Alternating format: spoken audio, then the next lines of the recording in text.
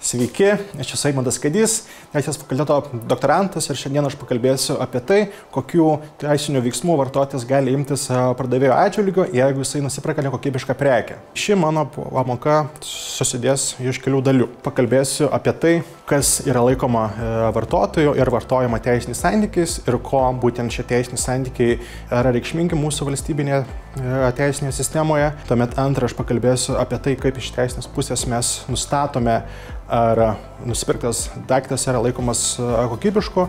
Ir galiausiai trečia, aš pakalbėsiu apie tai, kokius reikalavimus vartotojas gali reikšti pardavėjo atžvilgiu, jeigu jisai nusipirka nekokybišką prekę ir kaip šie reikalavimai pardavėjui turi būti pareikšti. Vartojimo teisinis santykis yra suprantamas tos būtent teisinės situacijos, kai fizinis subjektas, tai yra bet kuris žmogus, nusiperka tam tikrą šiuo atveju prekę arba paslaugą iš subjekto, kuris būtent kaip ir vykdo komercinę veiklą ir jisai tą prekę arba paslaugą jisai nusiperka savo asmeninių poreikių tenkinimui. Kad būtų galima suprasti, kaip tai pasireiškia iš praktinės pusės, tai galiu pateikti jums labai paprastą pavyzdį. Jeigu žmogus nusiperka kavinuką iš fizinės parduotuvės su to tikslu, kad jisai kaip ir nori tais gaminti savo būtent kavą, tokia atveju yra laikoma, kad tarp to žmogaus, tarp to šiuo atveju pirkėjo, kas tą daiktą nusipirko, ir tarp to pardavėjo, tai yra tarp tos parduotuvės, yra laikoma, kad tarp šalių yra vartojama teisinis santykis. Tai mums šiuo atveju reikia trijų sąlygų. Tai visų pirma, kad šiuo atveju pirkėjas, kaip ir būtų fizinis subjektas, tai žmogus šiuo atveju tą prekę arba paslaugą nusipirktų savo asmeninių poreikių tenkinimui ir kad jisai tą prekę arba paslaugą nusipirktų iš subjekto, šiuo atveju, kuris kaip ir vykdo komercinę veiklą. Kai egzistuoja būtent tos trys šiuo atveju sąlygos, mes laikome, kad tarp šalių yra vartojimo teisiniai santykiai. Kas mums iš to, kad mes nustatome, kad tarp šalių egzistuoja vartojimo teisinis santykis? Atsakymas būtų tas, kad šiuo atveju mūsų valstybė laiko, kad vartotojas visuomet yra silpnesnioji teisinio santykio šalis. Nes dažnu atveju yra laikoma, kad vartotojas jisai neturi tiek finansinių galimybių arba tiek teisinių žinių, kiek šiuo atveju verslo subjektas. Tai atitinkamai valstybė visą tai šiuo atveju suprasdama, papildomai būtent saugo vartotoją ir jam būtent kaip ir suteikia kaip ir tam tikras papildomas teisinės garantijas. Tai kaip iš teisinės pusės mes nustatome, ar daiktas yra laikomas kokybišku? Atsakymą iš klausimą mums pateikė civilinis kodeksas ir jisai nustato, kad kai mes vertinam, ar daiktas yra kokybiškas, mums reikia žiūrėti į tarp šalių sudarytą sutartį ir vertinti, ar tenai buvo būtent atskiros šiuo atveju sąlygos sutarties, kurios nustato šiuo atveju privalomą daikto kokybę. Jeigu mes nustatome, kad buvo tos atskiros sąlygos, tai tokiu atveju mes būtent vertiname faktinę situaciją, ar būtent tas daiktas jisai atitinka jam kaip ir keliamus kokybės reikalavimus esančius būtent šitoj šalių sudarytoje sutarty. Jeigu šalis kaip ir nėra atskirai susitarusios dėl būtent per daikto kokybės sutartyje, tai tokiu atveju mūsų civilinis kodeksas nustato, kad mums yra privaloma vertinti tai, ar šiuo atveju per daiktas gali atlikti tą būtent funkciją, šiuo atveju, kuriai jis yra būtent skirtas. Jeigu yra perkamas, pavyzdžiui, tušinukas, tai atitinkamai yra reikalavimas, kad jis būtų rašantis. Jeigu yra, pavyzdžiui, perkamas kavinukas, tai atitinkamai jo funkcija yra gaminti kavą, tai tuomet mes vertiname, ar jisai šiuo atveju gamina tą būtent kavą. Be galo svarbu, kad mūsų civilinis kodeksas jisai nustato garantiją pagal įstatymą, pardavėjas visais atvejais privalo suteikti vartotojui. Pardavėjas to faktiniu momentu, kai jisai perduoda savo parduodamą kaip daiktą vartotojui, jisai šiuo atveju garantuoja, kad to faktiniu momentu tas būtent daiktas bus veikiantis, kad jisai šiuo atveju bus iš to kokybiškas. Tai labai svarbu, kad šiuo atveju ta pardavėjo garantija pagal įstatymą, jinai šiuo atveju galioja 2 metus laiko. Jeigu atsirastų daikto kokybės trūkumas, tai atitinkamai vartotojas galėtų reikalauti atsakomybės iš šiuo atveju pardavėjo. Kas yra svarbu ir kaip šiuo atveju pasireiškia tie būtent vartojimo teisiniai santykiai, tai to, kad mūsų civilinis kodeksas jisai nustato šiuo atveju teisinę prezumpciją, kuri šiuo atveju reiškia tai, kad jeigu daiktas trūkumas atsiranda per metus laiko nuo to momento, kai vartotojas tą prekę faktiškai gavo,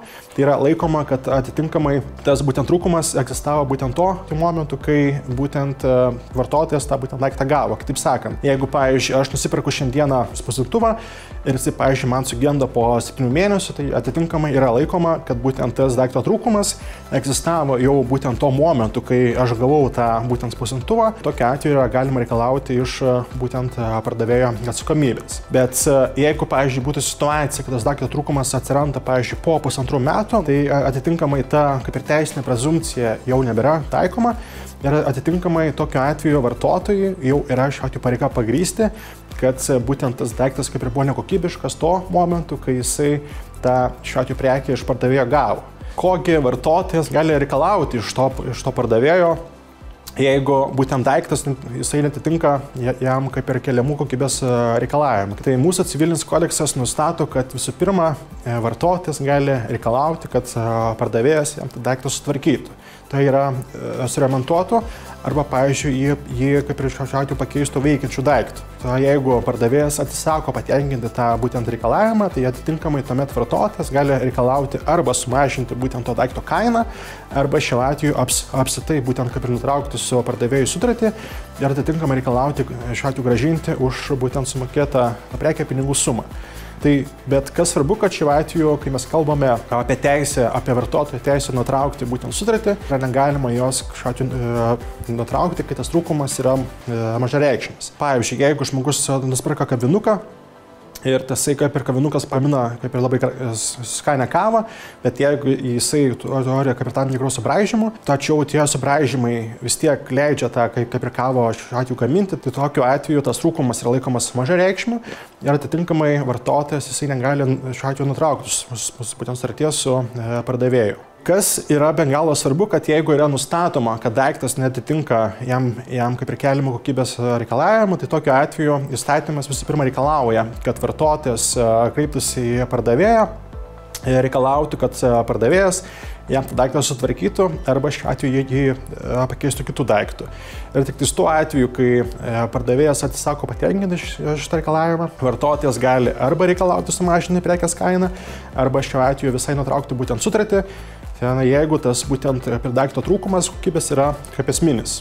Kaip vartotojui reikia pareikšti tos reikalavimus pardavėjui? Tai mūsų vėlgi civilinis kodeksas sako, kad šiuo atveju vartotojas visų pirma, jisai privalo kaip ir kreiptis raštu į pardavėją ir atitinkamai jisai turi kreiptis per 2 mėnesius nuo to faktinio momento, kai jisai nustato, kad būtent daiktas turi kokybės trūkumų. Ir atitinkamai vartotojas, kai jisai šiuo atveju kaip ir kreipiasi į pardavėją raštu, tai atitinkamai jisai kartu turi pridėti ir tam tikrus būtent dokumentus, kurie pagrįstų, kad jisai nusipirko būtent tam tikrą šiuo atveju prekį iš to būtent konkretaus pardavėjo. Tai, pavyzdžiui, gali pridėti jisai tam tikrą čekį, sąskaitą, faktūrą, arba jeigu turi būtent sutartį su to kaip ir pardavėju.